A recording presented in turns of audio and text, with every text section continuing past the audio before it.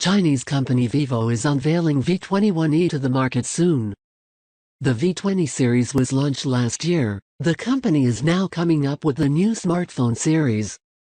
And this coming series will be V21. The first few models of the series will launch in Malaysia.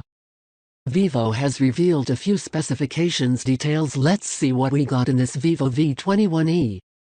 The coming smartphone will be powered by the Snapdragon 720 chipset. The smartphone with this processor will provide the user with powerful results. The Vivo's V21e has a 2.3 GHz Octa-Core processor under the hood of this smartphone. The handset has a 6.4 inches big screen size, and it will provide the user with Full HD, plus the resolution of 1080 x 2400 pixels.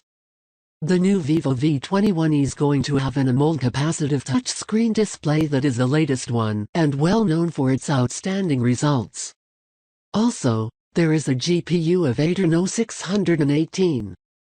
This handset Vivo Sharp V21e will be paired with a gigantic RAM capacity of 6 GB. The chipset and the RAM capacity of the device show that it will enable the user to execute things within seconds. The Vivo has got 128 GB of internal storage in V21e, which is enough to store a huge amount of data for future use. And also there is a dedicated slot. The smartphone is packing a triple camera in the back of the V21e.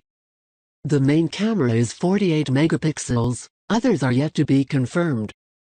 The selfie camera of the upcoming new V21e is not confirmed yet. The smartphone got an under-display, optical fingerprint sensor to protect your data from loss.